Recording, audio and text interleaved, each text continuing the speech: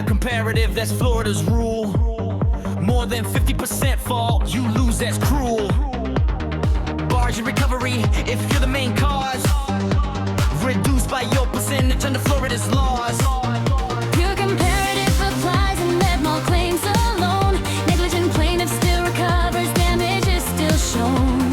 Reduced by your fault percentage, but you still can win. Assumption of risk means you knew and dove right in.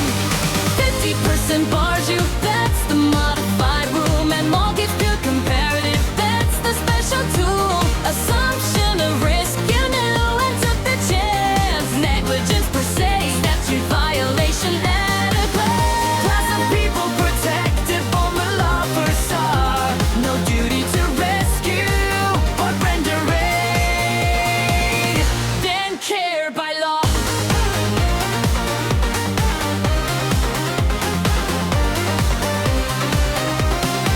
Negligence per se needs three things all in place.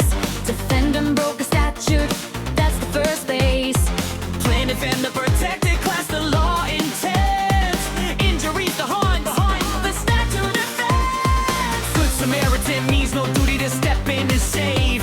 But once you render aid, reasonable care you gave. Medical pros helping on liable unless reckless found. Higher standard for them, but protected all around. 50% bars you, that's the modified rule. Memo gives pure comparative, that's the special tool.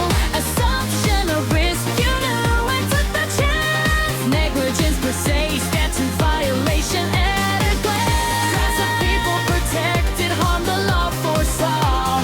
No duty to rescue, but render aid. Then care by law. What's a tricky exception? Med mal breaks the norm. Pure comparative there, no bar, that's the form. Everywhere else in Florida, 50%'s the line. Cross it and recovery's gone, that's the design. Negligence per se needs all three boxes checked. Wrong class or wrong harm type, the claim gets wrecked. Assumption of risk needs knowledge and appreciation too. Not just carelessness, you chose the risk that